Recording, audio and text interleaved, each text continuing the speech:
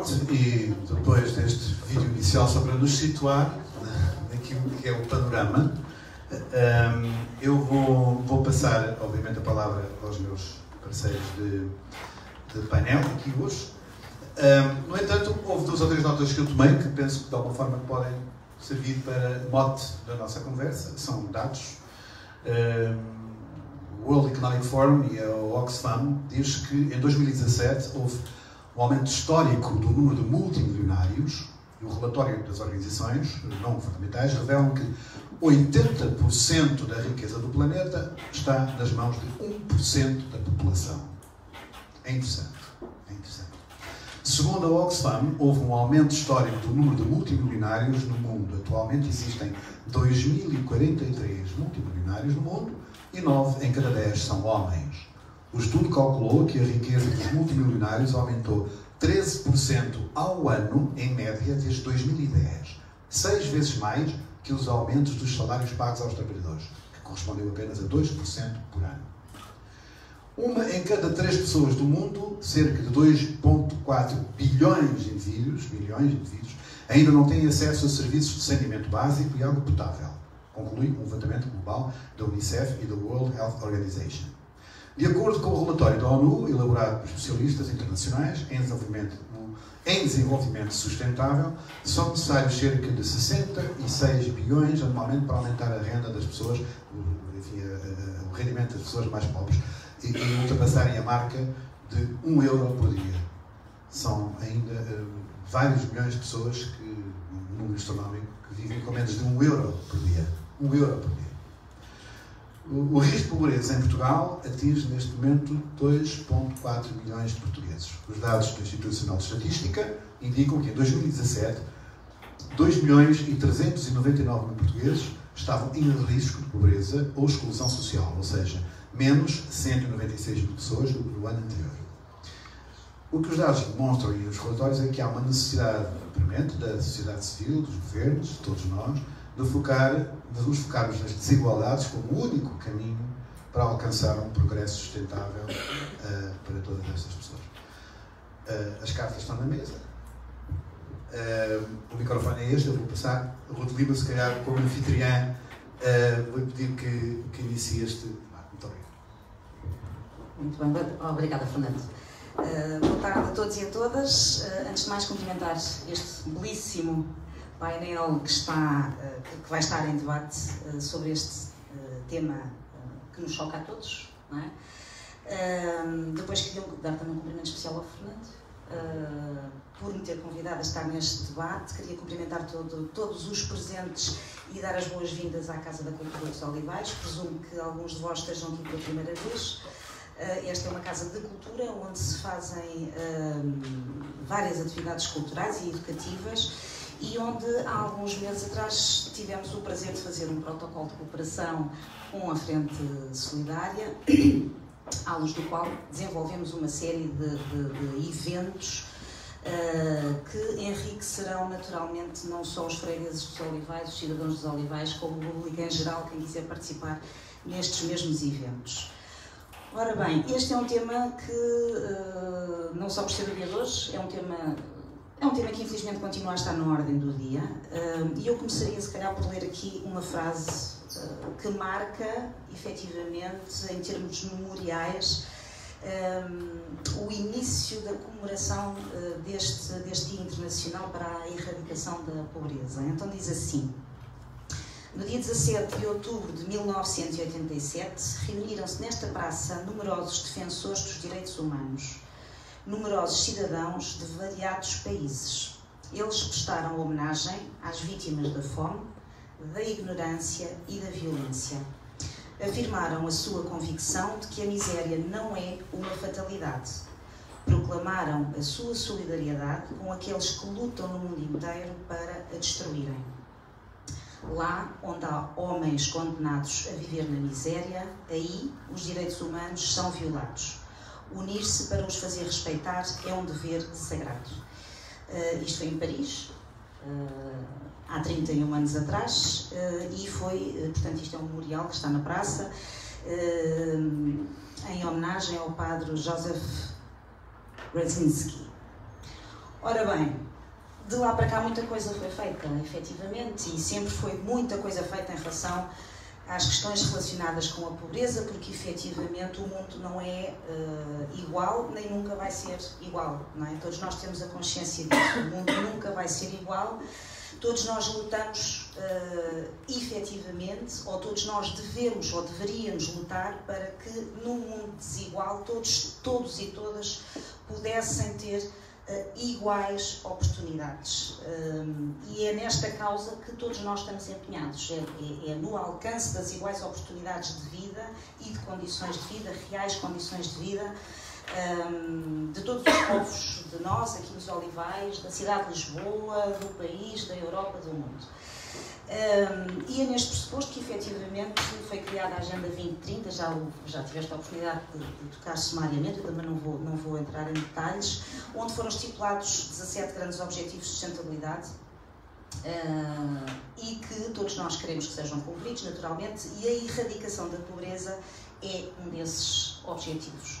E quando se fala em pobreza, naturalmente fala-se em desigualdade, que é motivada pelas mais variadas circunstâncias. E eu, enquanto Presidente da Junta de Freguesia dos Olivais, conheço a realidade do meu território, conheço alguma da realidade da cidade de Lisboa e, efetivamente, e depois também sou professora de Economia, não é assim uma coisa muito boa, onde se fala em pobreza, não é? E, portanto, temos aqui várias dimensões que tocam especificamente no tema da pobreza.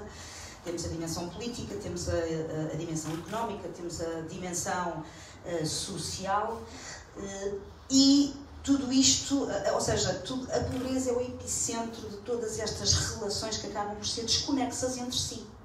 Quando todos nós, avaliando pela imprensa, pela comunicação social e por todos os sinais que nos vêm, que nos chegam todos os dias, o cidadão comum pensa que todas estas dimensões se articulam muito bem entre si, porque assinam acordos, porque fazem protocolos, porque fazem compromissos interestatais, mas efetivamente há alguma coisa que falha. Falha ao nível da política, falha ao nível da economia e falha também ao nível da responsabilidade social, ainda que eu considere que a dimensão da responsabilidade social tem, efetivamente, nos últimos anos, vindo a pronunciar-se de uma forma destacada.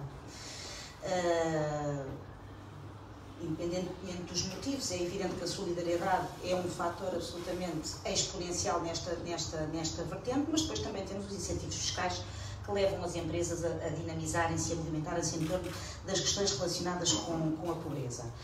Enquanto Presidente de Junta de Freguesia, considero que a pobreza incide, e fazendo aqui uma alusão, que depois pode ser multiplicada por outros territórios, considero que a pobreza é uma dimensão enorme, não é?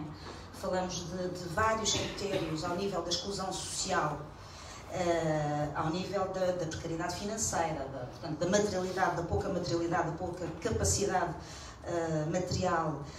Falamos de fracos ou baixos índices ao nível da educação. E tudo isto faz-nos caminhar enquanto sociedade para um sentido completamente inverso àquilo que se pretende. E nós conseguimos perceber isto nestes últimos anos, em que passámos por uma crise terrível, uma crise económica terrível, que levou, efetivamente, as famílias a desestruturarem-se, umas completamente, outras um pouco, enfim, mas todos nós fomos um pouco apanhados por uma crise, que foi uma crise europeia. Não vamos falar de política, como é evidente, e foi efetivamente uma crise que nos apanhou a todos, mas nós conseguimos no terreno perceber os efeitos dessa crise ao mais baixo nível, ou seja, nós conseguimos perceber os efeitos desta grande crise económica na criança que vai para o jardim de infância. Nós conseguimos ver sinais dessa crise, ou seja, da pobreza, no avô que vai buscar a criança à escola. Nós conseguimos ver o sinal da pobreza no médico que está a atender no centro de saúde. E, portanto, os sinais vão-se alastrando de uma forma como que seja um efeito rastilho, e acaba por atingir naturalmente as sociedades, independentemente do tamanho que ela tem. Olivais é uma freguesia muito grande, é quase um município, tendo em conta a sua dimensão e a densidade populacional, mas efetivamente a consciência que eu tenho, e tenho aqui colegas de executivo, não estão cá todos, mas e colaboradores da Junta de Freguesia, a sensação que nós temos a cada dia que passa para sanar algumas destas situações, umas provocadas pelas crises, outras provocadas pela taxa do desemprego, outras situações provocadas por estilos de vida que têm a ver com questões culturais das próprias famílias. Aquilo que nós sentimos é que, e é um facto, sozinhos não conseguimos fazer absolutamente nada. Aquilo que nós fazemos aqui sozinhos, ou aquilo que nós, e por exemplo, Junta de Freguesia de Marvila ou do Beato, podemos fazer aqui em conjunto, numa parceria A3, não é claramente suficiente para resolver estas questões. E então o que é que eu penso em relação a esta matéria? Nós podemos fazer angariação de... É o teu telefone. Nós podemos naturalmente fazer angariações de alimentos, podemos implementar projetos de incentivo à solidariedade, à humanidade, mas efetivamente não deixam de ser projetos que são marcas de governação, mas que não deixam de ser situações de natureza pontual. E não, na minha perspectiva enquanto política, enquanto Presidente de Junta e enquanto académica, e é evidente que todas as ações e tudo aquilo que se implementa é de grande mérito, nós não conseguimos alcançar nenhum dos objetivos estipulados e definidos pelas Nações Unidas se efetivamente não dermos um impulso real às necessidades da humanidade. E a humanidade não precisa de quê? A humanidade não precisa de caridade. Precisa pontualmente, como é evidente, todos nós precisamos, ou precisaremos um dia, mas a humanidade não precisa de caridade. Precisa de ter meios, precisa de ter condições de subsistência para que confiram à sua vida a dignidade necessária para viver, para subsistir, para dar continuidade à sua casa, para trabalhar, exatamente. E, portanto, é disto que se trata. Enquanto a economia, a vertente da política, não tanto a da economia social, se dedicar, se calhar em maior escala, às questões da caridade e não às da subsistência, eu acho que a erradicação da pobreza vai demorar muito mais tempo a alcançar-se. Muito mais tempo. E é evidente que, apesar dos números que tu pronunciaste há pouco nos continuarem a chocar, o certo é que muito tem sido feito, naturalmente, não é? E os índices estão aqui para nos provar isso. Mas há muito a fazer. Nós temos um mundo pobre, efetivamente, e o Fernando fez ali a leitura de alguns números que refletem isso precisamente. Temos um mundo pobre e começaríamos por tê-lo um pouco mais rico gradualmente se efetivamente a classe política, os nossos economistas, os nossos grandes empresários, os nossos grandes capitais começassem a pensar o mundo tal qual como ele é. O hotel, não é? É a casa do homem e não... Estamos cá de passagem e, portanto, temos que ter toda a dignidade para viver e para subsistir. Aquelas imagens que nós vimos ali ainda há pouco são imagens que nos chocam tremendamente, mas olhando para elas nós sentimos uma impotência. Dá-nos vontade de sair daqui e ir abraçar o pobrezinho, passa a expressão com todo o respeito, ali à Gar do Oriente, não é? E isso terá todo o mérito, naturalmente, mas não é isso que vai resolver a questão da pobreza, não é?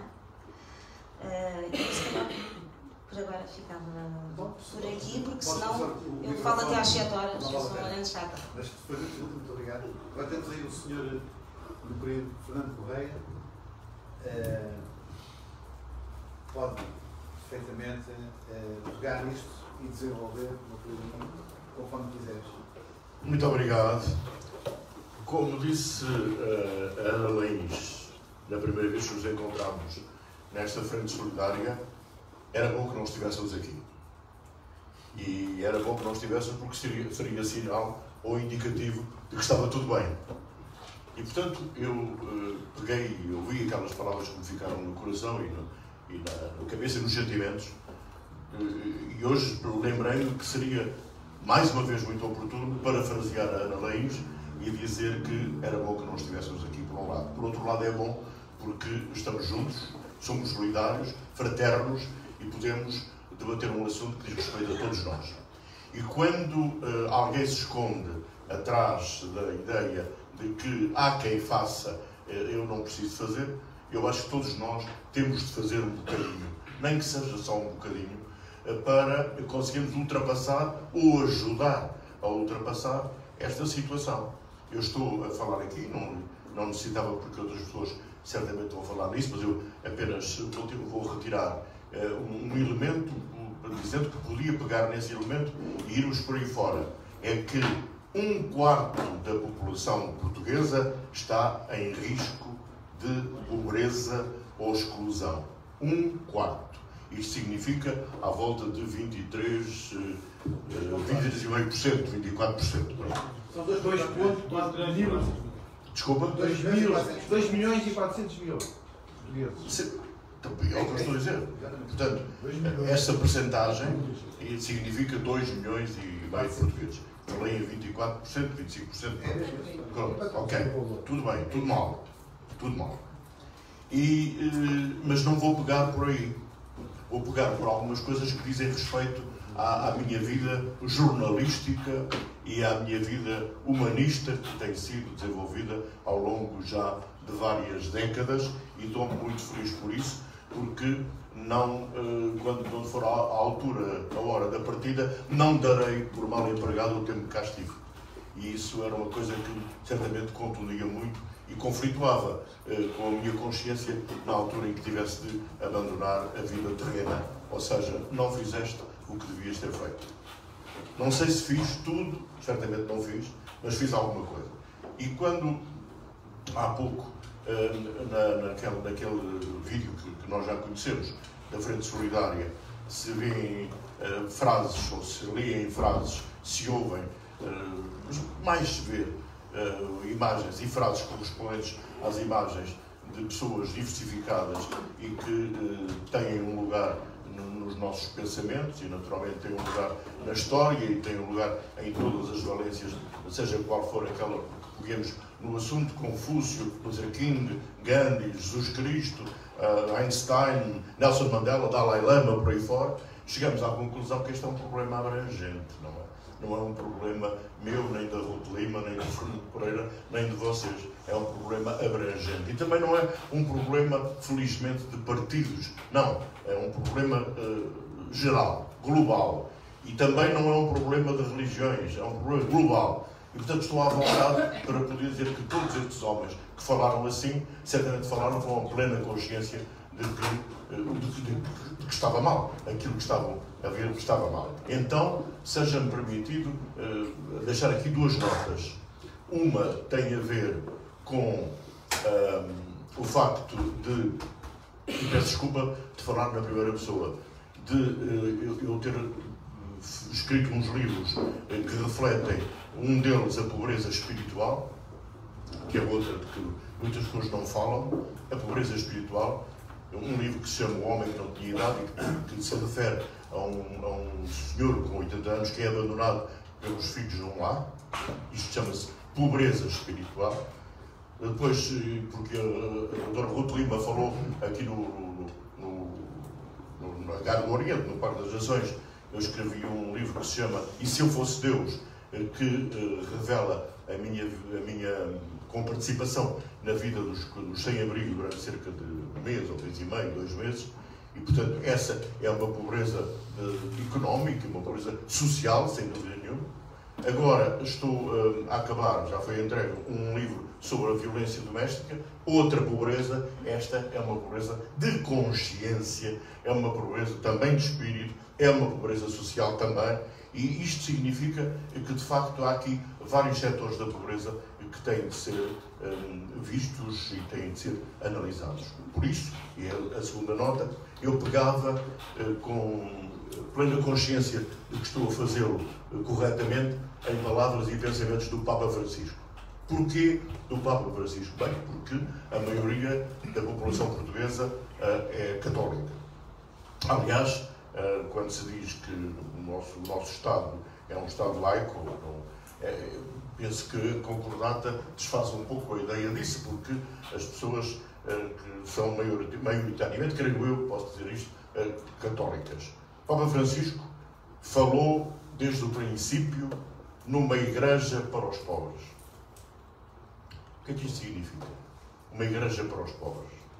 É uma frase correta, linearmente correta, que penetra inteiramente nas nossas consciências. A mensagem cristã da pobreza é uma característica, tem de ser uma característica essencial da Igreja Católica. E daí ele abdicar, Papa Francisco, de tudo aquilo que podia simbolizar a riqueza numa Igreja que nasceu pobre, foi criada pobre. Não é? Temos de começar por pensar nisto. Então, para que as joias? Para que aquele estatuto de grandes senhores, de pessoas que estão numa fase de amor pelo próximo, não refletindo esse amor pelo próximo?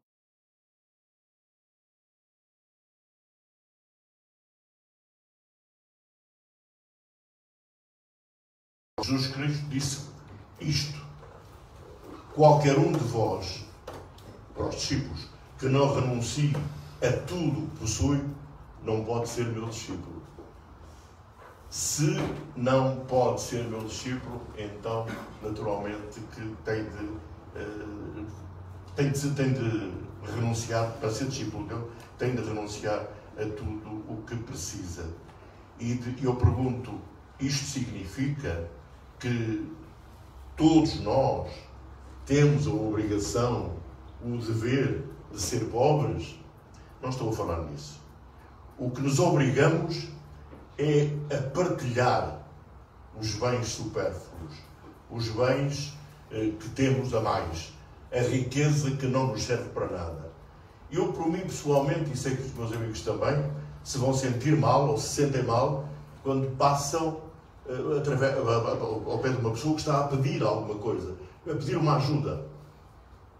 Ainda que esteja com aquele colete da Cais a vender uma revista, isso significa que é a pobreza, de alguma forma, encapotada no sentido em que ele está ali a tentar prestar um serviço, eu vendo uma coisa, mas se não houver dinheiro, se ninguém me comprar nada, eu continuo a ser pobre. Bom, isto significa também que há que prestar atenção às coisas que nos envolvem. Não é passar ao lado, nem mudar de passeio. Desigualdade social. Falou o Dr. Ruto Lima. Claro, desigualdade social é a primeira nota. Mas outra nota igual, idêntica. Má distribuição dos bens. Má distribuição dos bens. Isto não percebo porque é que isto acontece. Depois outra. A falta de sentido de partilha. Partilhar. Ser solidário. Ser fraterno. Ser amigo. Não existe. Ou existem muito pouca gente. Felizmente, aqueles que estão aqui estão certamente a interpretar esse sentido de fraternidade e de solidariedade e de partilha que devem ter. Depois, outro lado, outra faceta, o egoísmo. A pessoa pensa em si, não pensa nos outros. Normalmente, infelizmente, é assim. A pessoa pensa em si, não pensa naquele vizinho do lado ou naquele que passa e que não tem casa e que está no chão a dormir. Não passa ao lado. Até naturalmente vai ao restaurante jantar, que não está ali a dormir, coitado, não devia estar, mas o Estado que resolva. Não é só isso. O Estado somos todos nós. O Estado somos todos nós. E por isso não podemos dizer eles que resolvam. Eles quem? O Governo que está agora, mas ou a Junta de Freguesia, o município, ou a Câmara Municipal. Não, mas somos todos nós que temos que ajudar a resolver isto. E depois há outra questão que é fundamental, que é a falta de responsabilidade. Ou seja, a irresponsabilidade da maioria das pessoas. Causa-me um desgosto tremendo que isto aconteça. E depois, as oportunidades que não são iguais para todos. Os jovens que digam agora, o emprego precário, não é? Os jovens estão a lutar de uma forma tremenda para poderem ter uma vida, ou construir uma vida. E não conseguem, muitos deles. E é exatamente nessa idade da construção, nessa idade em que é preciso ter uma oportunidade. Não têm. Portanto, o acesso ao trabalho e ao emprego não é igual para todos, quer queiram, quer não. E depois, a indiferença, repito, que é aquilo que me dói muito, perante os problemas dos mais necessitados, o ficar indiferente é tremendo. Pelas décadas que tenho de vida, recordo, e sendo uma péssima recordação, é algo que desperta consciências e certamente ajudou também à minha própria formação.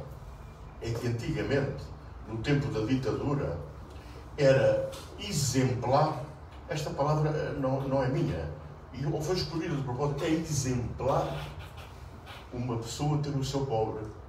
Eu tenho um pobre. Havia mulheres que diziam isto, não certamente senhoras, mulheres, eu tenho o meu pobre vai lá todas as semanas a quem eu dou uma esmola. Já posso, portanto, ir à igreja, já posso estar tranquila porque tenho um pobre. Poderiam dizer assim, se todas as pessoas tivessem um pobre, não haveria pobres, não é? Se todos tivessem um pobre, mas não. Elas diziam aquilo com um orgulho. O meu pobre, quem tem um casaco de peles, tem um pobre também. De maneira que estavam em plano de igualdade. Então, meus amigos, e porque não posso, nem quero, nem devo mobilizar, e tenho tanta coisa para dizer, depois direi por escrito, Fernando já sugeriu isso, não é importante aquilo que se tem. É muito mais importante aquilo que se dá.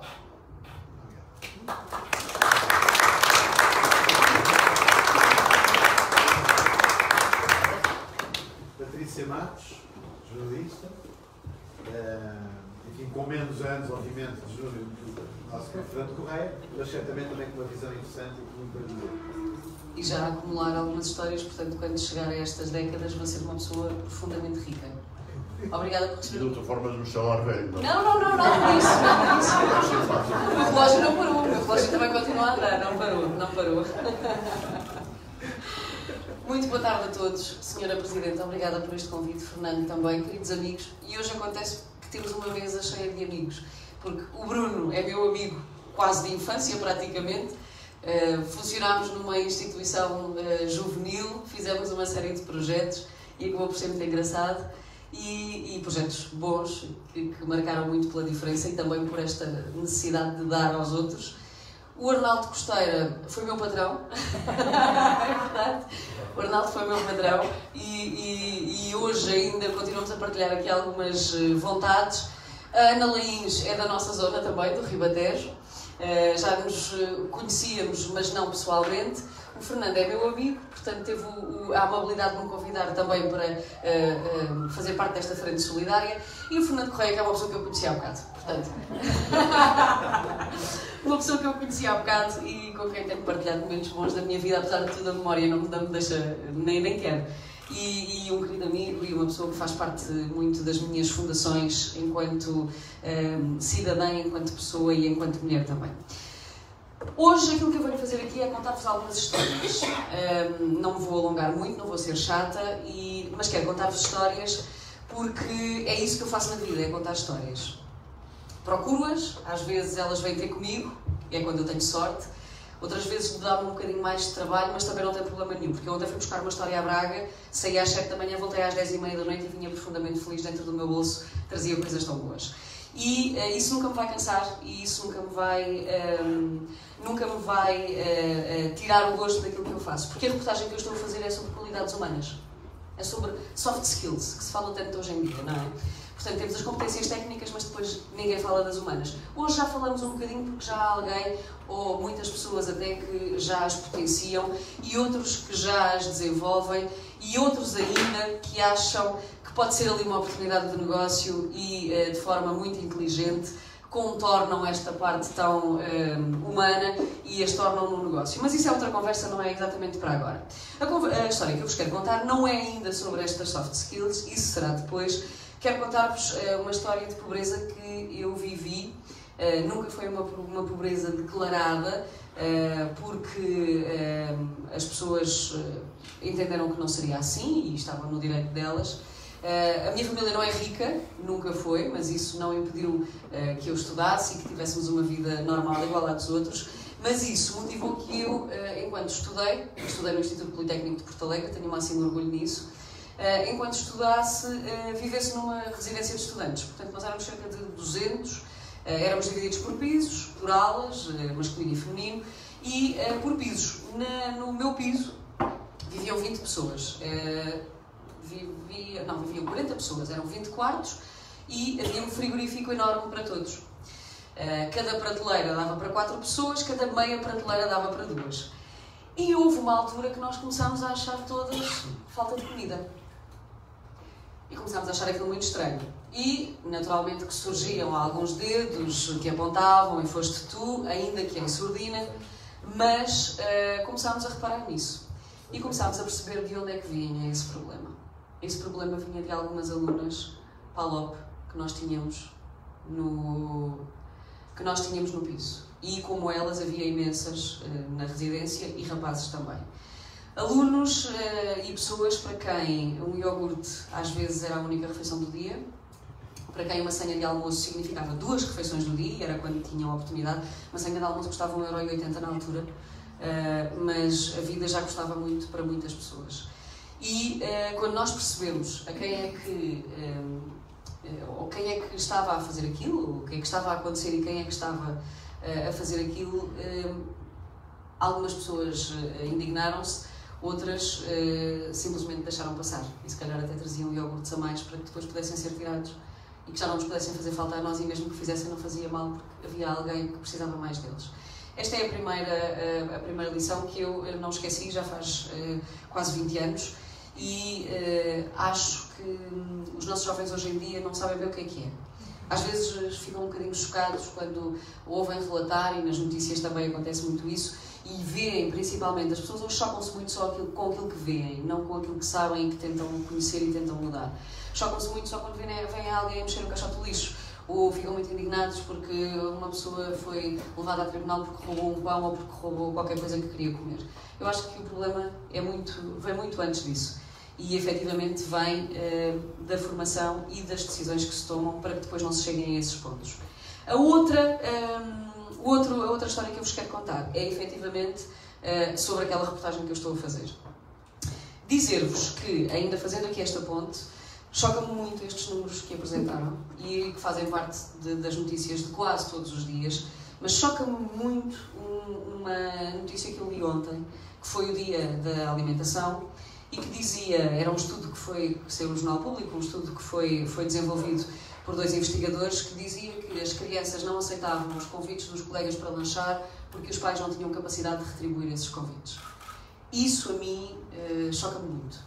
Independentemente de chegarmos a este número da pobreza, que é profundamente castrador, esta parte de obrigar as crianças a lidar com a pobreza acaba, a mim, choca-me mais, sensibiliza-me mais. Eu não sou mãe, não sei se algum dia chegarei a ser, mas acho que se chegar a ser, esta situação só ainda vai chocar-me mais e tornar-me ainda mais humana e com mais vontade de mudar a realidade. A outra notícia, a outra história que eu vos quero contar tem a ver com a reportagem de ontem. Eu fui falar sobre soft skills com pessoas que são dinamizadoras de startups, pessoas bem colocadas na sociedade, e depois pedi para ver uma empresa, porque é isto que faz sentido. É nós vermos, e em televisão nós temos que mostrar, é vermos uma empresa, perceber como é que isto funciona, e pedi uma empresa que fosse exemplo exatamente disso, porque eu não conheço a realidade de Braga, portanto nem faz sentido eu pôr-me a adivinhar o que era realmente aquela empresa. E tive muita sorte, porque de facto consegui uma empresa que é um exemplo absolutamente extraordinário. A empresa começou com o seu fundador nos anos 40, que é pai do atual CEO, que hoje, e esse senhor, o pai, já não está entre nós, mas que tinha uma forma muito, muito curiosa de ver as coisas. Ele achava, já o pai, que a cultura está na base de tudo. E só dando informação às pessoas e colocando-as no centro da sociedade é que isso faz sentido. muito ao encontro também destas frases que nós víamos aqui no início. Esta de todo o homem é culpado do bem que não faz, para mim é absolutamente notável. E muito na base da questão que Aristóteles também nos dizia, que o homem é um animal social. Portanto, ele achava exatamente isso, que o homem é um animal social e só vive bem em sociedade, e é por aí que tem que se desenvolver. E este senhor, esta empresa, para vos dizer, é um grupo de empresas metalomecânicas. E funciona numa área com 100 metros quadrados e só 17 é que estão dotados à indústria, só 17 é que estão aproveitados. Os outros são terrenos mais baldios, onde construíram um campo de ténis, onde construíram um campo de futebol. Tem 2 burras, que é uma coisa extraordinária. Uma das burras foi o presente que este senhor deu à mulher quando ela fez 60 anos. Portanto, não é preciso termos muito, é preciso termos as coisas certas. E ele percebeu que efetivamente aquilo era maravilhoso. E a forma como ele falava da burra, tem 2, tem o manjerico e tem hortelã. A hortelã era a burra e eu achei aquilo extraordinário. Nós fomos de propósito ao meio do mato, onde eles estavam ali a descansar, e fomos fazer imagens dos burros. E essas imagens vão entrar na minha reportagem também. Mas a parte mais extraordinária aqui tem que ver com essa questão social. Numa empresa de metalomecânica, este homem tem 700 obras de arte espalhadas, porque acha que as pessoas têm que lidar com a arte e têm que lidar com a cultura.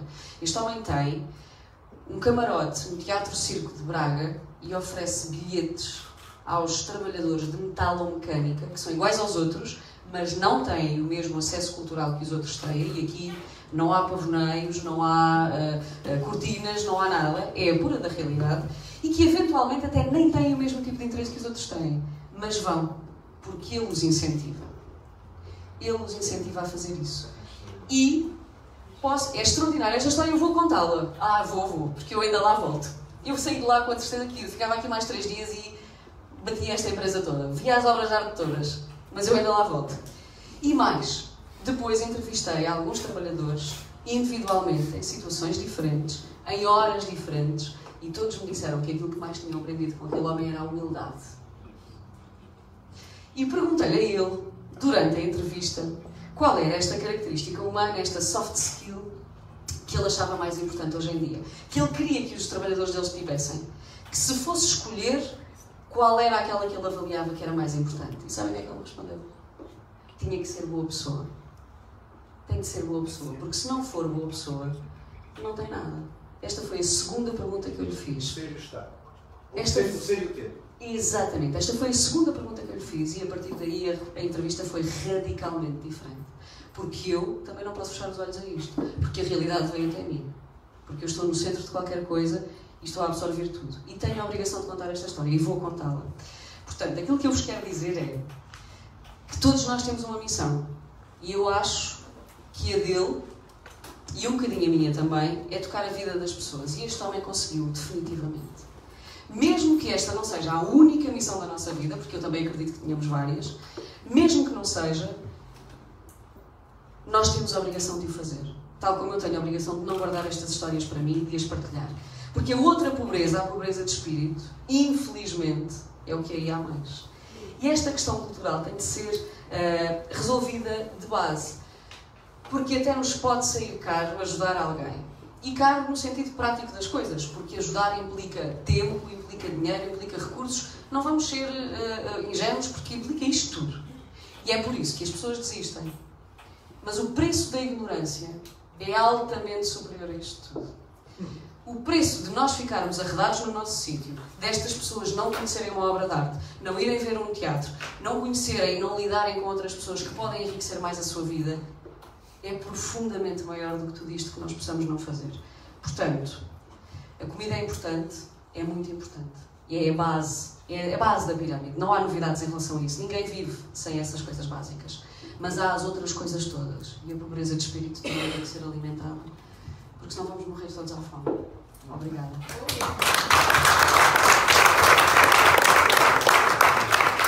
Obrigado. Bom, vamos seguir com o painel. Muito bem. Estou a aprender imenso. Penso que estamos todos a aprender imenso com estas histórias. E aquilo que eu aprendi e retive das palavras agora da Patrícia, desta história. humilha-te e serás exaltado, exalta-te e serás humilhado.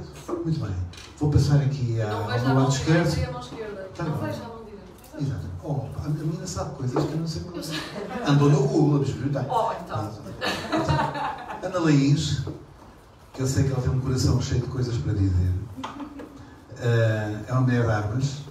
Uma delas é a voz, outras mais subtis, mais discretas, mas não menos importantes. Olá a todos, boa tarde. Tal como eu imaginava, eu não tenho grande coisa para dizer, ao contrário do que possas imaginar. Porquê? Não tenho. Porque, de repente, estes 3 testemunhos, acho que nós vamos andar aqui um bocadinho a repetir-nos, porque na realidade todos sabemos porque é que estamos aqui, não é? E eu confidenciava ao Bruno, quando nos encontrámos há pouco, já não nos víamos há muitos anos, as minhas fragilidades. Portanto, em relação a este assunto e ao facto de estarmos aqui hoje, eu ontem dei por mim a passar todo o meu dia a pensar o que é que eu vou dizer àquelas pessoas que possa realmente fazer a diferença, porque no fundo todos nós sabemos o beabá da pobreza, não é? Nós sabemos porque é que existe pobreza. E realmente eu constato nas minhas fragilidades e inseguranças que eu não tenho nada de muito especial para vos dizer. Não há amor, não é nada, está tudo bem, estamos em família. Exatamente. E neste meu desespero de ter alguma coisa importante que pudesse de alguma forma marcar-vos, que possa tocar-vos, nesta busca de encontrar alguma coisa para vos dizer, eu optei por escrever. Sou péssima com as palavras, com oralidade, acho que sou muito melhor a cantar, graças a Deus. Pena que eu não posso dizer isto tudo a cantar. E então decidi... não posso. Decidi escrever. Decidi escrever. E depois levanta-se outro problema, é que eu a ler aquilo que escrevo sou tão disléxica que ninguém vai perceber o que eu vou dizer. Mas eu vou tentar. E então, como gosto muito de escrever e gosto de dissertar os meus pensamentos, acho que acontece-nos a todos de vez em quando ir no carro, não é? Pensar na vida, completamente distraídos, por isso é que a gente às vezes bate no vizinho da frente e tudo, vamos perdidos nos nossos pensamentos, e há sempre às vezes uma frase. Não, eu estou a falar por mim, estou farta de bater e estou farta de fazer as neiras e passar sinais vermelhos porque vou perdida nos meus pensamentos. Eu não devia dizer isto, não há aqui polícias, mas não. Pronto. Mas a verdade é esta, e às vezes há uma frase, acontece-nos a todos, uma frase que de repente fica aqui a bater na nossa cabeça e que nós precisamos dissertar. Então eu quase todos os dias agarro numa frase do meu dia e vou para o meu diário dissertar sobre essa frase. E então dissertei aqui um bocadinho sobre a pobreza e o que nos traz aqui em relação à erradicação da pobreza. Peço-vos desculpa pela minha dislexia a ler, espero que compreendam o que eu digo e espero que não levem uma seca descomunal. Antes de mais, e se levarem, desculpem, mas vou-vos falar o que escrevi de coração. Estou nervosa, detesto ler. Ai, juro, detesto ler em público, a sério. Quando eu ia à missa e era miúda e me mandavam ler o salmo, eu fugia sempre. A sério, mas vamos a isto. Então é assim. Talvez o que vos direi, de coração aberto e plena consciência da minha limitada condição humana, vos choque, por não ir ao encontro do que era expectável, eventualmente num encontro desta natureza. Mas na minha saga interior, de procurar a melhor mensagem possível para este dia, eu dei por mim a concluir, invariavelmente, em cada raciocínio que fiz, que não acredito na erradicação da pobreza. E dói-me profundamente, já está a doer, dizer esta frase: eu não acredito na erradicação da pobreza. E o vazio instala-se na minha alma ao fazer esta constatação. E é muito perturbador e dilacerante. Mas a verdade é que eu não acredito na erradicação da pobreza. Trata-se de uma utopia. Para erradicar a pobreza em todo o mundo, teríamos de erradicar, antes de mais, o egoísmo e as limitações da nossa condição física e individual. Eu acredito que Deus somos todos nós, muito unidos na força de uma só energia.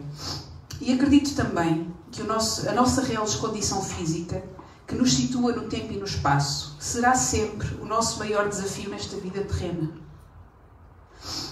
Para erradicar a pobreza, nós teríamos de nos tornar seres muito melhores. Teríamos de ter a capacidade de nos introspeccionarmos e de ver o mundo de dentro para fora todas as horas da nossa vida. Teríamos de praticar a doutrina do eu coletivo 24 horas por dia. Eu sabia que isto não ia correr. Eu entendo por eu coletivo a consciência do outro, enquanto meu semelhante. Se a fome me magoa, então onde está a dificuldade em fazer de tudo para que o outro não sinta fome? Se a solidão me magoa, então onde está a dificuldade em compreender o meu papel na companhia que posso fazer ao outro? Obrigado, Fernando. Ruth. Obrigada, Sra. Presidente. Assim é mais fácil. Se a doença me assusta, então por que não corro imediatamente para um hospital onde posso doar sangue, medula óssea, etc. Se eu não gosto de esperar, vamos falar de uma coisa tão simples como esperar, então por que não me incomoda fazer esperar o outro, sem compreender que ao fazê-lo esperar estou a interferir diretamente com o seu direito ao planeamento do seu dia e dos seus afazeres? Tudo se resume ao egoísmo, tudo se resume ao egocentrismo, tudo se resume à inconsciência sobre o eu coletivo. E o eu coletivo deveria ser a nossa prioridade, porque em última instância o eu coletivo é a organização natural da nossa coexistência. Porque eu não existo sem o outro. E é tão simples como isso. Portanto, o meu papel nesta consciencialização começa em mim. Em todas as vezes que estaciono o meu carro, respeitando as vias separadoras de estacionamento, ou o lugar destinado a grávidas e deficientes, ou o passeio destinado a peões, eu pratico o eu coletivo em todas as vezes que não inverto a ordem natural da nossa coexistência numa área comum de um centro comercial, com atitudes tão simples como não me sentar numa mesa a marcar lugar enquanto o meu marido vai buscar comida, porque enquanto isso há sempre alguém com um tabuleiro pronto para comer, não tem lugar porque há alguém à espera do tabuleiro. Eu pratico o eu coletivo de todas as vezes que cumpro as regras básicas de cidadania. E a minha pergunta é: quantos de nós, aqui presentes, não cometem estes erros todos os dias? Se não temos capacidade para fazer o certo no nosso dia-a-dia, como esperamos acreditar que temos como mudar o mundo à escala global? Mais uma vez, tudo passa por erradicar a inconsciência em relação ao espaço que ocupamos. Há uma forma básica de começar, através da educação e do amor. Através da educação e do amor podemos lutar contra o capitalismo selvagem, podemos lutar contra o desperdício de recursos, podemos lutar contra a violência. Podemos aprender a consciência do papel que desempenham os políticos a quem andamos sempre a apedrejar, não é? Sem a real consciência de que esses políticos somos nós. Nós somos os políticos do nosso dia-a-dia. E o nosso Presidente da República, o nosso Primeiro-Ministro, não é mais do que o espelho de nós mesmos. Simples assim. Através da educação e do amor, podemos aprender a importância da família. Seja ela composta de base por um hétero ou por um homossexual. A forma como nos comportamos no nosso núcleo familiar é o barómetro da forma como nós nos comportamos em sociedade. Se em nossa casa o nosso pai, o meu pai, não come um bife de lombo, isto é ridículo, eu sei, mas eu escrevi isto. Se o meu pai em minha casa não come um bife de lombo enquanto eu passo fome, então, porque conseguimos dormir descansados, sabendo que do outro lado do mundo, ou até ao lado, o nosso vizinho do lado, passou o dia inteiro sem comer. É esta análise crua, dura e real que eu acho que todos nós temos de fazer, de raiz, de base. Isto é ridiculamente estúpido e básico, mas é a verdade. Enquanto não nos curarmos do nosso egoísmo nas coisas pequenas do nosso dia-a-dia, é utópico acreditar que podemos mudar o mundo e erradicar a pobreza. E eu acredito que com amor e com a educação, com a cultura, com as obras de arte na indústria metalo-mecânica, nós podemos ensinar a pescar, porque a última coisa que o mundo precisa é que nós continuemos a dar o peixe. É só isto.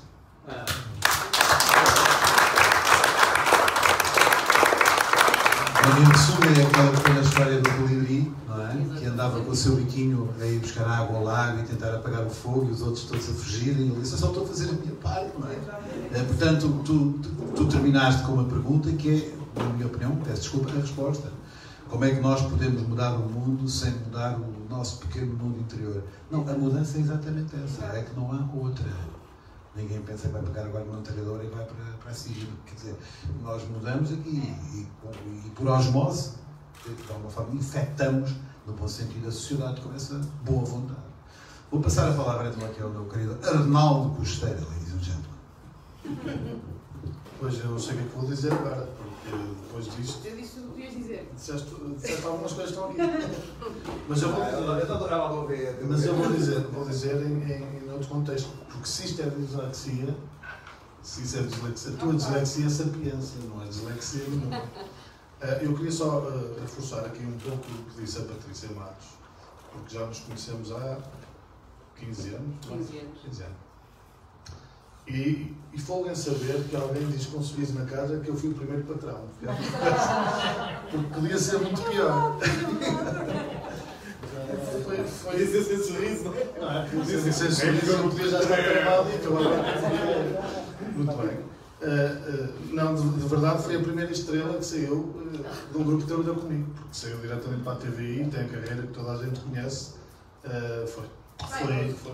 Vai, mas não, que eu não digo nada, isto é tudo dela, Ela deu ali bastante da sua competência, está aí à mostra. A competência, os soft skills e os hard skills, devo dizer. E depois porque é uma honra estar aqui entre amigos, este é novo amigo, vai ser, a partir de hoje, não conhecia. Provavelmente, de tudo que vamos aqui dizer, este senhor já contribuiu 30 vezes mais, ou 100 vezes mais, tá? Portanto, somos aqui só a fazer perguntas, mas a maioria, todos estão aqui, conheci-os alguns na dificuldade, alguns, posso já partilhar para conhecer a Ana Laínez.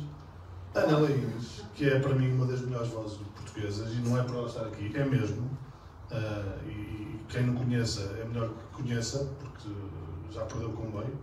A Ana Laínez, eu conhecia, fui a um bar, e vi assim uma voz extraordinária a dizer assim, então, mas eu tenho uma Dulce Pontes aqui, parada, que não tem uma carreira que não é relevante, é que as pessoas deviam conhecer, toda a gente devia ter um CD da Ana Laínez em casa. Mas não foi por aí que nos tornámos amigos. Não foi por aí. Foi uma vez, e já estou a contrariar tudo o que escrevi aqui, mas isto ainda só estou aqui na primeira anotação, porque ela escreveu e eu tentei escrever e vou tentar acompanhar. Sou criativo, sou designer também de base, e tanto este é o caos criativo. É sumamente inquieta. É sumamente inquieta. No Facebook, uma vez, a propósito de um caso de emergência de saúde, de um miúdo, de um bebê, a Ana Laínez lança um alerta a dizer assim: eu quero fazer alguma coisa por esta criança, quem me ajude? Eu disse logo eu. Olha, eu não sei fazer nada a não ser cartazes, design nem coisa, portanto, conta comigo. E essa pequena reação transformou-se na Fadoando.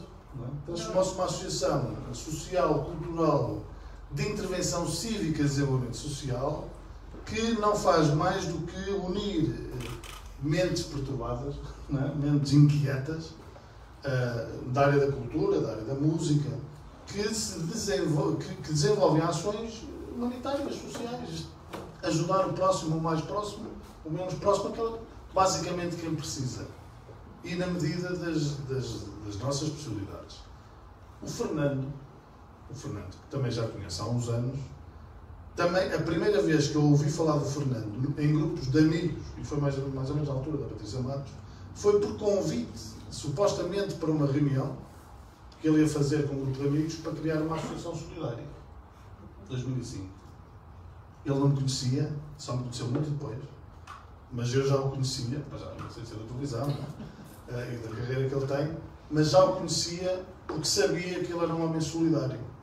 Finalmente concretizaste esse sonho de ver a Frente Solidária concretizada, mas sei que era um sonho antigo teu.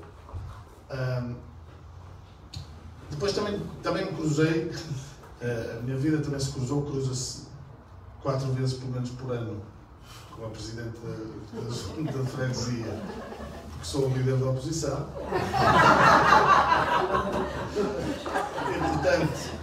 E cruza-se todas as semanas. Conhecemos antes. Claro, e conhecemos antes. E cruza-se diariamente, mas todas as semanas, no ISEC, onde somos professores. E o Fernando Correia cruzou-se a minha vida a seguir à Patrícia Matos, porque íamos ambos fazer parte de um projeto que infelizmente não resultou de imediato, ou não resultou muito mal, que era o Jornal Diário Desportivo, para o qual íamos trabalhar em conjunto, e ele era a figura de proa desse jornal. Portanto, estas pessoas que aqui estão, que fazem o favor de ser meus amigos, e que considero bastante, e a partir de hoje também, aprendi em cada momento muitíssimo. E também há aqui uma questão que eu tenho que desmistificar: professor universitário não faz de mim absolutamente nada, porque obriga-me a estudar permanentemente. E, portanto, eu só tenho questões para levantar e não tenho respostas quase nenhumas, que é isso que a academia faz. Levanta questões para pensar e depois vamos lá encontrar soluções. Não é como eu há 2 ou 3 dias vi um professor universitário no alto dos seus 30 anos e da sua sapiência toda, falar com muita propriedade de coisas que absolutamente não desconhece. Portanto, vou-me abster de comentar. Portanto, eu venho aqui. Agora estamos a falar só disso. Podemos estar 2 anos a falar só disso. Ainda ficávamos todos avôzinhos. Levantou, obviamente, questões muito pertinentes, mas fez depois afirmações que não são. Porque não temos respostas para essas questões. E, portanto, eu levantei aqui uma série de questões. Se calhar vou pegar em algumas coisas que foram aqui ditas. O que é sinal de sintonia também é muito bom. E só em Portugal, disse há pouco Fernando Correia, e segundo os dados do INE, 2.400.000 portugueses em risco de pobreza. Mas isto é um risco. E quantos estão na pobreza? Não sabemos, mas estão muitos na pobreza. Como é que se muda isto? E podemos mudar isto de uma só vez? É impossível. Há uma varinha mágica que possamos ter para contrariar isto? Não há. O que nós precisamos não é muitas varinhas, é muitos palitos que no dia a dia vão poder contrariar isto. E a Ana Lins fez aqui um voto muito emocionado de que a erradicação da pobreza é uma utopia. E é. Não vale a pena estarmos desenganados. Não é? É um cancro da sociedade. Se acreditamos todos que temos uma missão à qual virmos, uns vêm com uma missão e para desenvolver de uma maneira, os outros vêm com uma missão e no seu estado de espírito pobre que contribuem para estes desequilíbrios e vão haver sempre. Nem podemos entender que uns são os maus e que outros são os bons. Eu prefiro chamar uns são ignorantes, estão a aprender, precisam ainda aprender mais, e outros já aprenderam alguma coisa na dureza e podem ensinar os demais. Depois, aqui no alto no meio do meu caos, só dizer que quando olhamos, é muito fácil. Eu trabalho na área da comunicação, da educação. A Patrícia trabalha na área da comunicação e investiga a área da comunicação política também, como eu. E é fácil olhar para um número e dizer assim: 2.400.000 portugueses. O que é isso? São 2.400.000 portugueses. São 25%. Mas estes 2.400.000, este número, 2.400.000, são pessoas. Se nós começarmos a pensar que cada uma destes 2.400.000 pessoas são pessoas, aquela pessoa que nós vemos na Gar do Oriente, que vemos aqui na rua, ou uma pessoa que ainda há pouco fui ajudar antes de ir para aqui, quer dizer, são 2.400.000 de pessoas em Portugal. O que fará, conseguimos não mudar a nossa casa e mudar o nosso mundo é muito mais complexo. E, portanto, a primeira reflexão que eu queria fazer era esta. Depois, se nós tivermos noção de que estes números são pessoas, mais facilmente podemos, se calhar, contribuir para o ponto de cada um ter o nosso pobre, mesmo que não seja moralmente nem eticamente bonita essa expressão. Ao menos que cada um tenha um pobre, que tome conta de um pobre e que faça alguma diferença no pobre. Nesse caso, há um pobre para cada 3, ou seja... Exato. Pronto, isto fica mais fácil. Eu tenho uma cota de 1/3 de pobre, pronto, mas ao menos que deixe de ser pobre. Não é? Se eu deixar de fazer pobre, deixamos de ter pobres. Obviamente. Se conseguimos arranjar trabalho para o pobre, é isso, já lá vou. É melhor do que darmos a vida. É isso, já lá vou. Já lá vou por aí. É por aí que eu vou. Depois há uma questão que é política. Eu devo dizer que apreciei bastante e concordo bastante, porque é a visão comum do que é caridade, que a Ruth aqui apresentou. Eu tenho uma visão diferente da caridade. Mas eu também sou um esquisito. Eu diferencio muito a caridade, ou melhor, gostava que as pessoas diferenciassem a caridade da esmola. Porque a definição de caridade tem 3 vetores: benevolência, indulgência e perdão. A esmola é a esmola. Claro que nós estamos habituados a que a caridade é caridade, aquilo que eu faço, eu fiz a caridadezinha. Mas nós temos que fazer uma caridadezona e não uma caridadezinha. E se formos mais longe nas palavras, porque estas palavras também são assim um bocadinho herméticas, benevolência, bem querer ao outro como a mim mesmo. Sei que estou a ir muito na linha cristã, mas também é a minha matriz e, portanto, também não vou aliená-la por isso. Depois, indulgência. Indulgere. É adoçar a vida do outro. Portanto, não é só bem querer, que é uma coisa passiva. Não é? É indulgere, não é? Adoçar a vida do outro, é fazer o bem que devemos fazer. E perdoar. Perdoar é perdonar, é dar-se. Quando se fala daquela face que se dá, é dar monos. E isso já faz toda a diferença à caridade. É darmos o tempo todo que temos e o que não temos. Eu dou muito tempo que não tenho. Eu precisava de um dia de 48 horas, que nunca vou ter, é o top. Mas, por exemplo, pelo menos tento usar as minhas horas todas e os meus minutos sempre para poder ajudar. Às vezes nós temos que nos ajudar a nós mesmos. Porque se eu não tiver condição para estar de pé, também não vou conseguir ajudar ninguém. E também podemos descurar isso. E depois há as 3 dimensões que são fundamentais. Os políticos são todos iguais. Eu, para já, não sou, a Rutelina é muito mais bonita do que eu. Somos todos iguais.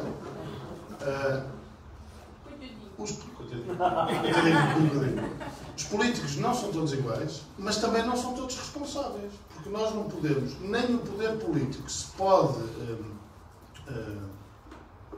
alienar a sua responsabilidade, mas nem as pessoas e cada um de nós pode alienar a sua responsabilidade. Isto é uma pirâmide.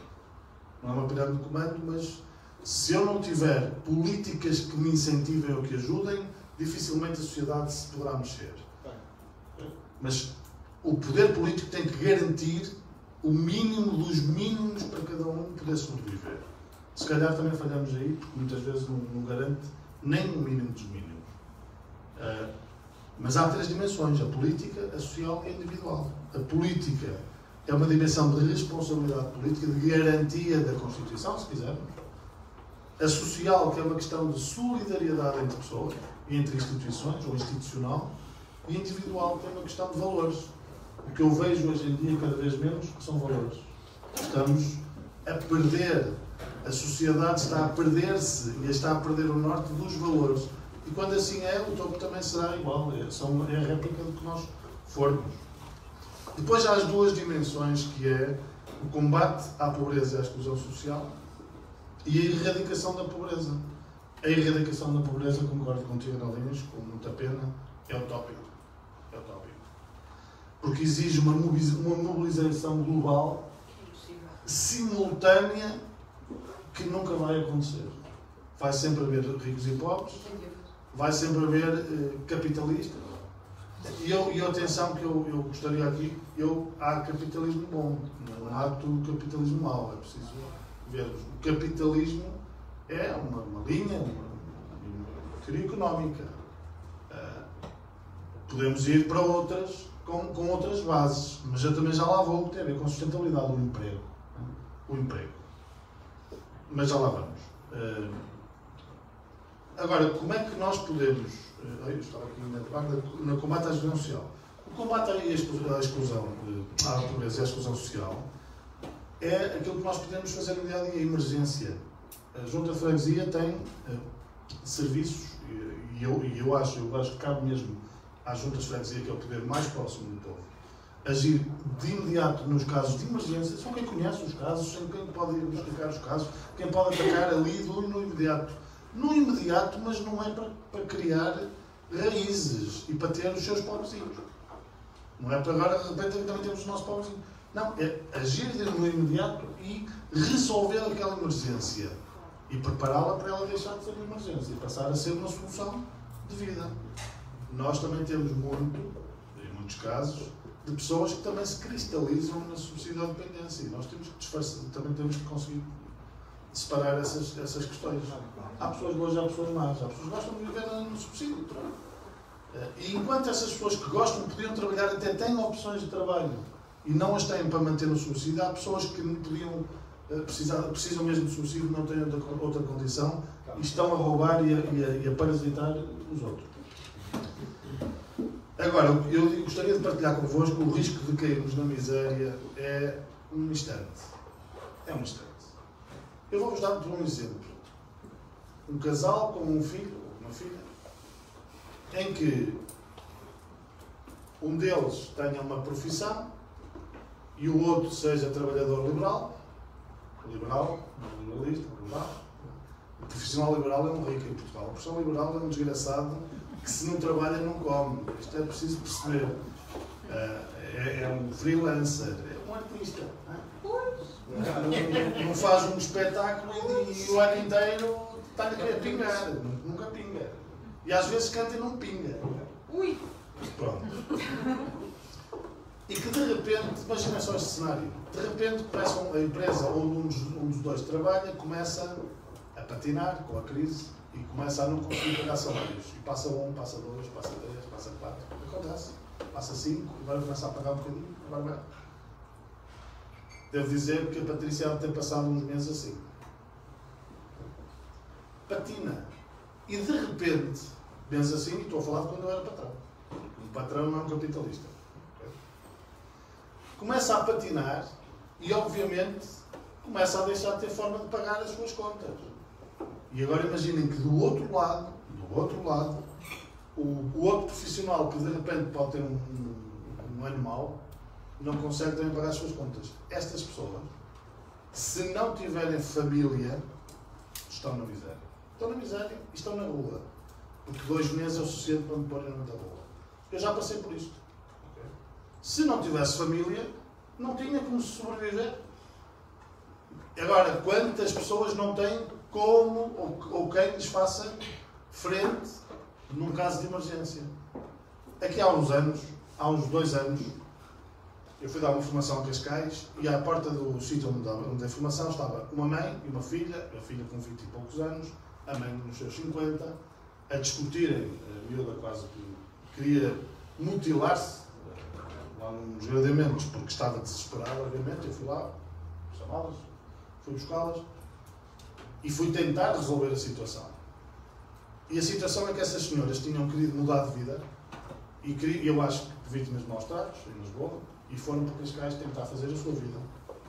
Estavam numa residência residencial onde, como já tinha acabado o dinheiro, tiveram que vir para a outra rua. E, portanto, tinham ali 3 ou 4 sacos e as senhoras estavam no rua. E eu dormi na rua.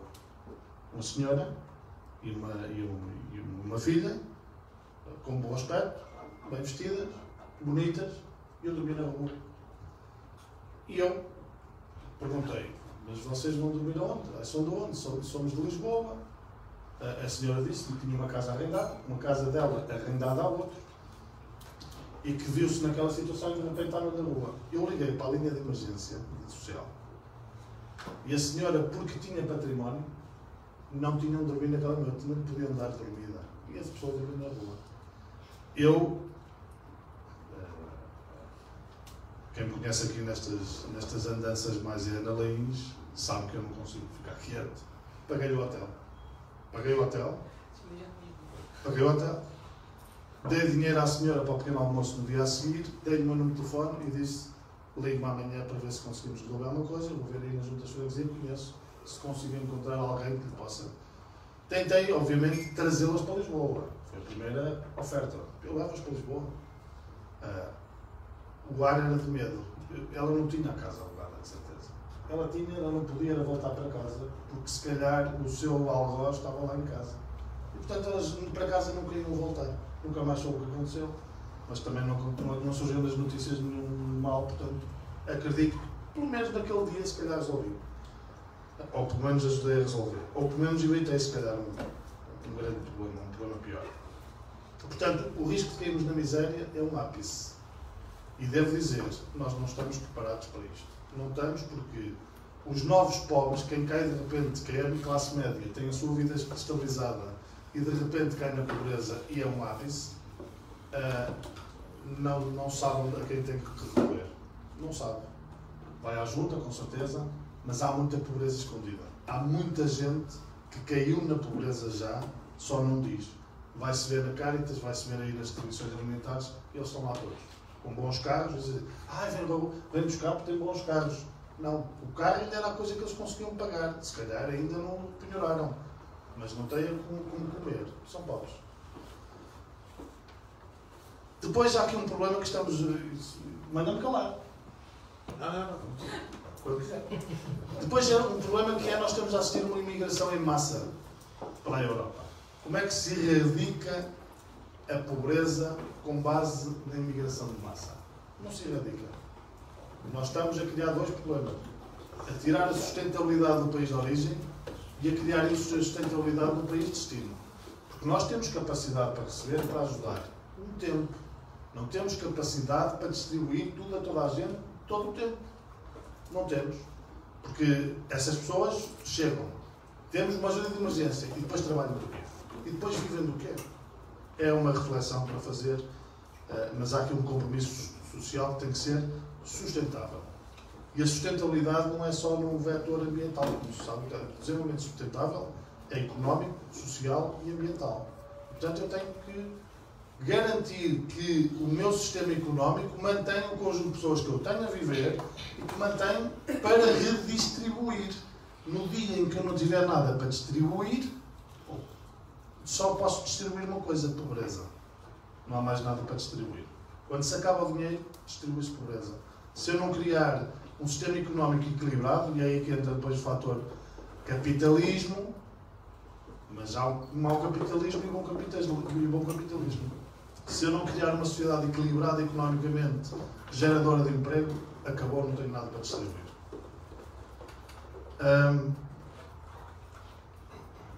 E, portanto, é insustentável uma transfusão humanitária sem controle. Deixar só abrir as fronteiras, venham todos, não é a solução. É uma solução de emergência e nós, eu acho que a União Europeia já devia ter iniciado isto, nós temos que agir também lá. Nós temos que ir lá, desenvolver, acabar com os focos de instabilidade, criar as bases para uma sociedade autossustentável, ou seja, nós temos que ir dar o peixe agora e ensinar a pescar. Dar o peixe agora, mas pouco, porque o peixe não dura todo. Aliás, nós temos que fazer épocas de defeso, é porque o peixe não é ilimitado.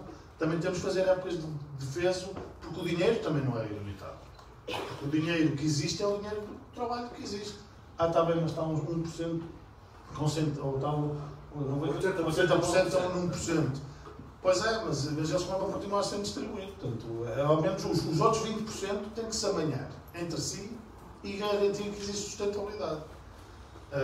E depois há dois níveis, que é o nível de emergência e o nível do longo prazo. O nível de emergência tem a ver com as necessidades imediatas, o nível do longo prazo é lançar as bases para que se crie então a autossustentabilidade. E aí entra a educação. A educação e a cultura são a base da mudança de uma sociedade. Eu devo dizer que sou diretor de uma escola superior, que tem bastantes alunos, alguns milhares, e enquanto diretor, não sou o único, são mais 4, mas enquanto diretor, todos os que estão nos cursos que dependem de mim, não há um que desista, é uma privada, não é uma pública, não há um aluno que desista por não ter dinheiro.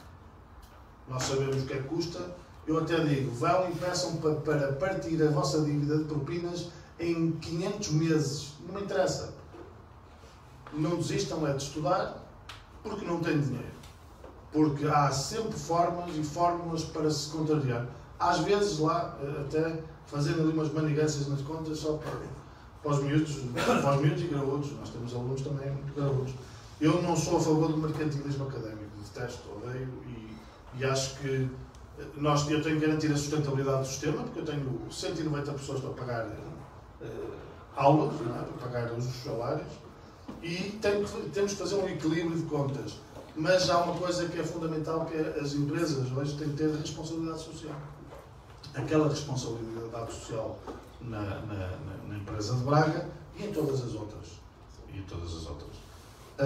Acho que tenho aqui só mais... não tenho mais nada assim a dizer. Eu terminaria mesmo que, se não fizermos isto, se não distribuirmos peixe QB e não ensinarmos a pescar, tão cedo, rapidamente o peixe vai acabar e não vamos conseguir ter recursos nem para matar a fome, nem para evitar que a fome nos tudo subsista. E para multiplicar. Exatamente.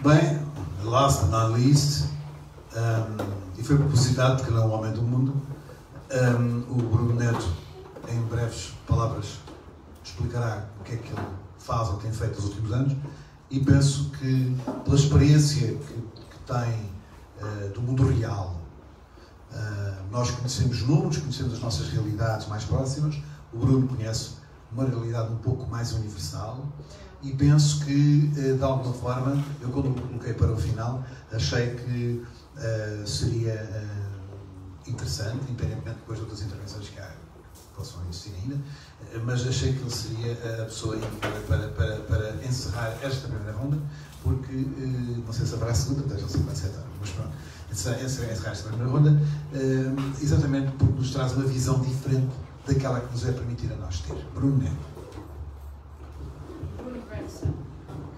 Obrigado. Antes de mais, quero agradecer o convite. Quero de facto relevar que todas estas intervenções são importantes, porque são intervenções que não são só deste lado da mesa, mas são intervenções que de alguma forma devem estar na nossa cabeça. O que é que eu poderei fazer? Como é que eu poderei fazer? Eu nos últimos... bem, eu desde que me conheço, eu venho de uma vila, na aldeia, que já foi um centro económico muito importante em Portugal, que neste momento tem 3.200 pessoas, que é Tramagal, e tem 23 associações, 23 ONGs registadas, e a grande maioria destas associações são associações que trabalham. Portanto, eu desde muito pequeno, e a Patrícia tenho a certeza que foi exatamente o mesmo percurso, desde pequenos nós íamos ajudar no clube lá da terra, depois íamos ajudar a Associação de Melhoramentos, depois íamos para a Associação não sei do quê, depois íamos para a rádio, íamos fazer não sei quantas coisas, e depois eu, uns anos mais tarde, depois acabo por me aperceber que aquilo se chamava voluntariado. Eu não sabia que eu andava a fazer voluntariado desde criança, mas aquilo de facto chamava-se voluntariado. Para mim era vida, para mim era a vida cotidiana, e não fazia isto porque ficava bem. Algumas das coisas fazia porque os meus pais me obrigavam, olha, vai lá fazer não sei o quê, e lá aí, não é? Yeah.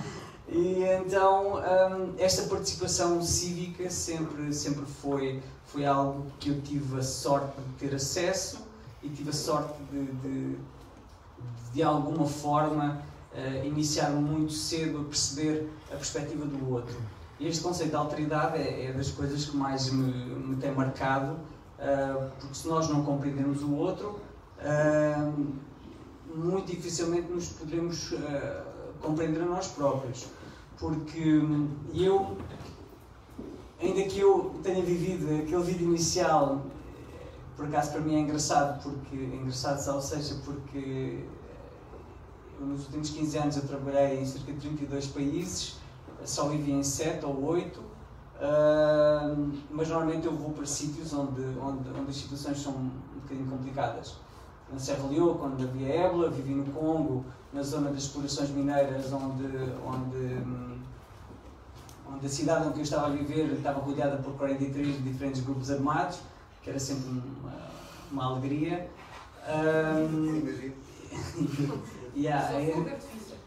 Constantemente, e drones, e helicópteros, e bombas, e não sei o quê. E de facto, eu poderia, como muitas vezes eu tenho uma visão mais pesada do mundo, tenho uma visão mais complicada, onde, por exemplo, quando trabalhei no interior de Angola, trabalhei foi um trabalho, sobretudo na parte da ajuda, do trabalho de cooperação comunitária com parceiros tradicionais e o sistema formal de saúde, quer dizer, e morrerem pessoas, algumas nas minhas mãos, algumas dos meus colegas médicos, e eu não sou médico, mas acabavam os meios eram todos muito poucos, quer dizer, e a morte acabou por ser, como diria um amigo meu angolano, o pessoal falece. E de facto eu ao ter todas estas experiências de ver este lado B do mundo, de ver este lado B desta sociedade, e eu tendo já trabalhei alguns anos no Médio Oriente, trabalhei alguns anos na América Central, América Latina, 6 anos em vários países da África, de várias Áfricas. No último ano estive a trabalhar na Mongólia, na Ásia. Deu-me alguma perspectiva que de facto nós não somos tão impotentes e não estamos tão, ainda que estejamos muito longe destas situações. Nós aqui vivemos numa bolha em que se falta água durante uma hora, quer dizer, vamos já partilhar no Facebook, isto é uma vergonha, não temos condições, o Wi-Fi não trabalha, meu Deus, queremos matar alguém de uma operadora qualquer. E claro, eu a brincar nisso, que são os white people problems, que é os problemas dos brancos, na brincadeira, mas não deixam de ser problemas e não deixam de ser. Aliás, eu ao início eu vinha muito, chegava sempre a Portugal muito chateado, porque os meus amigos andavam sempre a queixar-se, toda a gente a queixar, e eu não conseguia ao início colocar em perspectiva, porque claro que para mim, eu que não tinha água durante uma semana, ou não tinha eletricidade durante 2 semanas, chegar cá e as pessoas queixavam-se de uma coisa qualquer, quer dizer, para mim era fútil. Mas depois, claro, uma pessoa tem que, foi também parte do meu processo de maturação, de entender que os problemas são perspectivas, os problemas são vivências, os problemas são circunstâncias de cada um, não é? Completamente. E então dentro deste, eu tive que ter esta visão um bocadinho mais cubista da coisa, de ver num só plano, não sei quantas perspectivas, para conseguir perceber, para me conseguir também adaptar a esta situação. E eu, durante todo este percurso, durante todas estas atividades e ações, eu tenho trabalhado para os 3 setores, setor público, privado e não governamental, e gosto de escrever, tenho escrito alguns textos para a Visão, escrevo muito no meu Facebook é muito proativo sobre a questão da cidadania, sobre a questão da participação, e vocês não acreditam a quantidade de vezes que eu recebo mensagens de pessoas: pá, Bruno, quero também andar a salvar o mundo. Muito bem, então quer fazer o quê? Quero ir para a África, salvar uns espertinhos e tal, não sei o que mais, que posso ir a salvar. Ok, está bem, então quanto tempo é que tem disponível? Tenho uma semana de férias. Ok. E a minha pergunta é sempre a mesma. E o que é que você faz na sua comunidade? O que é que você faz no seu dia-a-dia? Quantas vezes é que já foi à associação local? Quantas vezes é que já foi uma assembleia de freguesia? Quantas vezes é que já, de uma forma mais formal e não só de uma forma mais informal, que é extremamente importante, que é a questão da informalidade, a questão não formal, a questão de ter uma própria consciência que se pode ajudar, que se pode fazer, que se pode contribuir, mas de um ponto de vista mais formal, o que é que estas pessoas já fizeram? Não é? Antes disso, salvar não sei quem lá, não sei onde, durante uma semana, que eu acho que muitas vezes é para salvar, é um pequeno processo para tentarem salvar elas próprias. Porquê? Porque nós temos consciência que as coisas não estão bem. Fantástico. Isso já é uma coisa muito, muito interessante. Mas não sabemos é como. E isso é uma coisa que eu tenho visto e eu tenho assistido a muita gente que quer fazer. Às vezes é das formas mais patéticas, quer ir uma semana para a África, fazer não sei o quê. É patético. Mas demonstra que esta pessoa está predisponível para poder ajudar, para poder fazer. E precisa de algum guidance, de alguma orientação. Consciência de como as coisas funcionam. Como não? E por isso é que é extremamente importante que haja as frentes solidárias, mais ou menos formais, que haja associações, que haja tudo isso, porque a maior parte das pessoas querem fazer alguma coisa. E eu, ainda que eu tenha uma visão que de facto as coisas não estão muito bem no mundo inteiro, acredito em uma coisa: as coisas não estão tão bem no mundo inteiro, muito em culpa por causa de nós. Porque nós na Europa vivemos numa bolha, e que vivemos numa bolha em que, em termos de condições mínimas, estão praticamente asseguradas. O Estado é mais ou menos social, mas há sempre formas e mecanismos de poder ajudar a que as pessoas tenham as condições mínimas. E quando não tem, é fácil apontar, é fácil achar responsáveis. Mas nós vivemos numa bolha. Porquê? Eu não sei se algum de vós leu o livro, por exemplo, A Caverna do Saramago. Eu acho que é um pouco a alegoria da nossa sociedade aqui. Sendo que a nossa sociedade, a nossa Europa, o nosso mundo ocidental é um mundo que está dentro de uma bolha, protegido, temos as energias verdes, temos acesso a tudo, podemos comprar tudo e mais alguma coisa a qualquer momento, temos todas as frutas que quisermos, temos todas as coisas que quisermos, e não damos conta e não nos apercebemos como é que nós vamos a uns saltos e estão lá t-shirts feitas no Bangladesh, t-shirts a €1, ou t-shirts a €1,20. E obviamente que uma pessoa vai ver, eu quero uma t-shirt, então gira, quero uma t-shirt, vou comprar essa t-shirt. Nós não percebemos o que é que está por trás de tudo isto. E nós temos um mundo inteiro, temos uma América Central e América do Sul, sobretudo a América Central, temos muitos países da África e temos muitos países da Ásia que estão a trabalhar noite e dia para alimentar o nosso consumo, para alimentar a nossa obsessão pela acumulação.